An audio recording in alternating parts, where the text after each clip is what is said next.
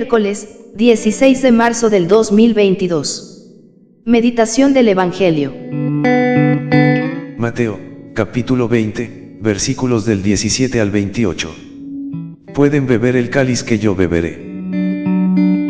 Comentario breve. La misión de Jesús, como la de los profetas, no tiene que ver con el éxito ni con el triunfo humano. Y el mismo camino es el señalado para sus seguidores. Pretender cargos, honores y lugares de prestigio, aún dentro de la iglesia, es estar fuera del proyecto de Jesús. Él tiene un único camino, el del servicio que no tiene reconocimiento ni retribución, como el de los sirvientes y esclavos. Evangelio de nuestro Señor Jesucristo según San Mateo. Gloria a ti, Señor. Mientras Jesús subía a Jerusalén, llevó consigo a los 12, y en el camino les dijo: ahora subimos a Jerusalén, donde el Hijo del Hombre va a ser entregado a los sumos sacerdotes y a los escribas. Ellos lo condenarán a muerte y lo entregarán a los paganos para que se burlen de él, lo azoten y lo crucifiquen, pero al tercer día resucitará. Entonces la madre de los hijos de Zebedeo se acercó a Jesús, junto con sus hijos, y se postró ante él para pedirle algo. ¿Qué quieres?, le preguntó Jesús. Ella le dijo: manda que mis 2 hijos se sienten en tu reino, uno a tu derecha y el otro a tu izquierda. No saben lo que piden, respondió Jesús. Pueden beber el cáliz que yo beberé. Podemos, le respondieron. Está bien, les dijo Jesús, ustedes beberán mi cáliz. En cuanto a sentarse a mi derecha o a mi izquierda, no me toca a mí concederlo, sino que esos puestos son para quienes se los ha destinado mi Padre. Al oír esto, los otros 10 se indignaron contra los 2 hermanos. Pero Jesús los llamó y les dijo: ustedes saben que los jefes de las naciones dominan sobre ellas y los poderosos les hacen sentir su autoridad. Entre ustedes no debe suceder así. Al contrario, el que quiera ser grande, que se haga servidor de ustedes, y el que quiera ser el primero, que se haga su esclavo, como el Hijo del Hombre, que no vino para ser servido, sino para servir y dar su vida en rescate por una multitud. Palabra del Señor. Gloria a ti, Señor Jesús. Reflexión bíblica. La incomprensión y el asombro estaban aún en ellos. Mientras Jesús subía a Jerusalén, llevó consigo a los 12, y en el camino les predice su pasión y muerte. Esta es la tercera predicción y está descrita muy minuciosamente. Cristo está consciente de su muerte y de su resurrección. En cambio, los apóstoles aparecen en una situación semejante a la que tuvieron en las 2 primeras predicciones, las cuales tuvieron lugar antes y después de la transfiguración, que debía iluminar, como vértice, la grandeza de Cristo. Pero la incomprensión y el asombro estaban aún en ellos por no poder compaginar el medio ambiente de un Mesías terreno y triunfador con la perspectiva de muerte que Cristo les ponía de su mesianismo. Jesús quería que sus discípulos entendieran que este era el fin por el cual él había venido al mundo, para padecer y morir pos los hombres, a fin de salvarlos y volverlos al Padre. Manda que mis 2 hijos se sienten en tu reino, uno a tu derecha y el otro a tu izquierda.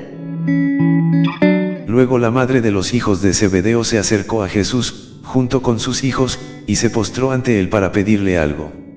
La ambición que reflejan aquí los 2 apóstoles está en la misma línea de incomprensión de un Mesías doliente y de su reino espiritual. En este fragmento de San Mateo, la petición la hace Selouma, la madre de Santiago y Juan. Para ellos se pide los 2 primeros puestos en su reino. Se lo concibe como terreno. La petición no miraba solo a los puestos de honor, sino también a los de ejercicio y poder. Estos 2 puestos correlativos de su derecha e izquierda eran los 2 primeros puestos de una serie. Santiago y Juan son primo de Jesús y quieren hacer prevalecer este parentesco. ¿Podrán ellos beber el cáliz que a él le aguarda de su pasión? En la respuesta de Cristo les corrige el enfoque de su concepción terrena del reino. Este es de dolor. ¿Podrán ellos beber el cáliz que a él le aguarda de su pasión? La pregunta es un contexto lógico, para precisarles bien la naturaleza del reino. El martirio, testimonio, estaba bien experimentado en la iglesia a esta hora.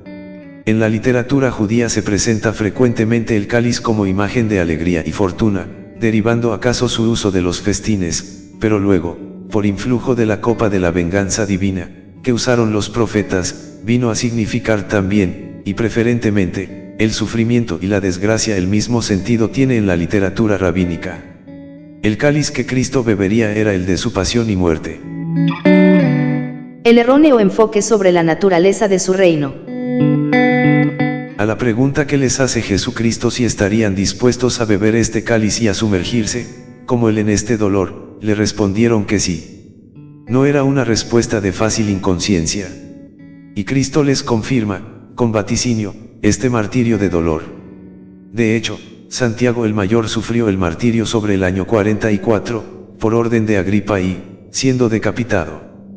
Juan murió en edad muy avanzada, de muerte natural. Pero, antes de ser desterrado a la isla de Patmos, sufrió el martirio, pues fue sumergido en una caldera de aceite hirviendo, de la que Dios le libró milagrosamente. Quedaba con ello corregido el erróneo enfoque sobre la naturaleza de su reino. Y les aprobaba su coraje cristiano, cuyo ímpetu se refleja en otras ocasiones.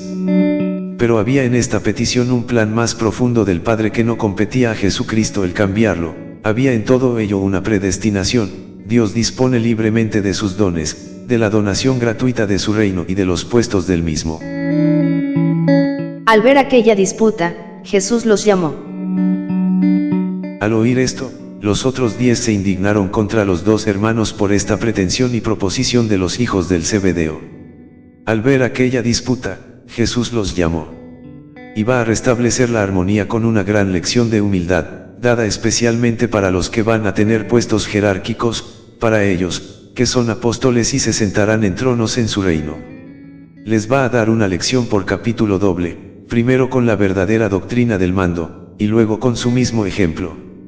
En el mundo, algunos de los que gobiernan las naciones, abusan de su poder, y, en lugar de ser en servicio benéfico del bien común, lo es en provecho propio, y así oprimen a los pueblos.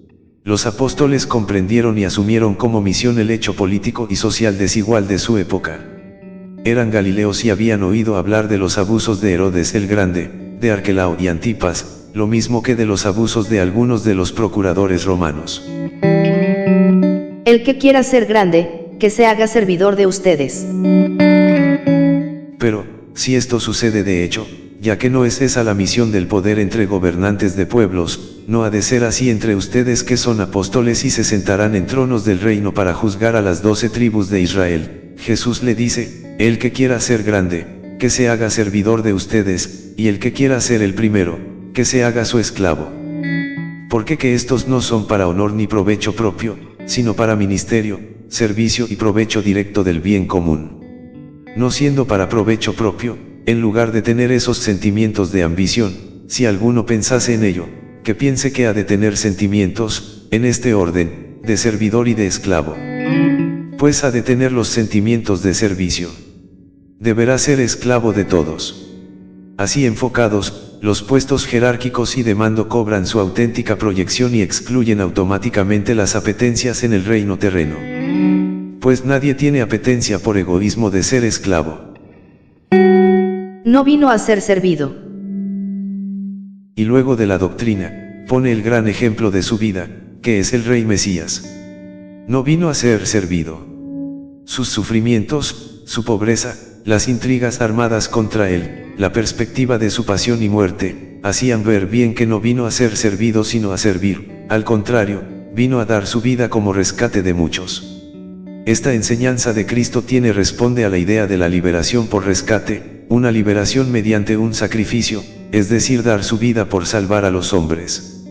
Hay que saber beber a tiempo el cáliz amargo de la pasión, las contradicciones, las penas, las amarguras, las tristezas y enfermedades, las persecuciones y las malas interpretaciones, pero todo esto nos ayudará a purificar nuestros corazones y lo preparará a la gloria de la resurrección y luego, para la alegría del triunfo en unión con Jesucristo, nuestro Señor.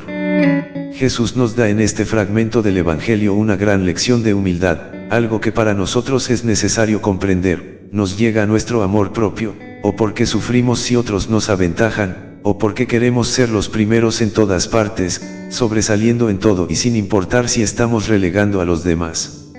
El tratar de ser primeros, sin importar cómo y a costa de quién, no está conforme al espíritu cristiano. Jesús no enseñó a ser humildes por amor a Él. El que tiene que sobresalir siempre, es Jesús y nosotros nos he notado. ¿Qué sentido tiene la vida? Vale la pena vivirla. En la palabra de Dios que hemos escuchado hoy miércoles de la segunda semana de Cuaresma, aparecen dos mentalidades opuestas y que suscitan una pregunta fundamental: ¿qué sentido tiene la vida? ¿Vale la pena vivirla? El mundo nos sugiere: adquiere fama, busca alcanzar el poder, usa tu capacidad para demostrar que eres. Por el contrario, el profeta, hombre de Dios, y Jesús, el Hijo predilecto del Padre, nos brindan el ejemplo de una existencia gastada en el servicio, por amor. Este servicio logra su plenitud cuando se convierte en ofrenda total de la vida. El otro se convierte de este modo en algo más importante que nosotros mismos, tiene la primacía. En el fondo, se requiere una actitud de humildad, virtud que autentifica cualquier gesto de amor y lo libera de equívocos o de buscar segundas intenciones. Este es el camino emprendido por el profeta Jeremías. Pero solo recorriéndolo es como ha aprendido a conocer lo que realmente significa. De ahí su grito de lamentación al Señor: ¿acaso se devuelve mal por bien? La tentación de desconfianza se clava en lo íntimo del corazón. Solo Jesús puede dar fuerza para hacer el bien incondicionalmente. El Hijo del Hombre va a ser entregado, para que se burlen de él, lo azoten y lo crucifiquen, pero al tercer día resucitará. El bien no cae en el vacío, sino que dará fruto a su debido tiempo, un tiempo que es vida eterna, gozo sin fin para todos. Oración.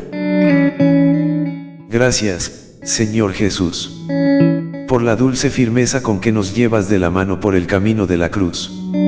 Por la paciente benevolencia en repetirnos hasta la saciedad que la verdadera realeza se obtiene sirviendo, dando la vida por amigos y enemigos.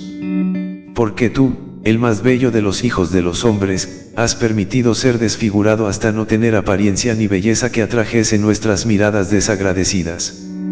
Por la humilde fortaleza de tu silencio cuando todos provocamos tu condena a muerte con nuestras indiferencias, rebeliones y pecados. Por tu perdón generoso, que brotó precisamente en el leño de tu cruel suplicio. Porque siempre estás con nosotros. El Señor les bendiga.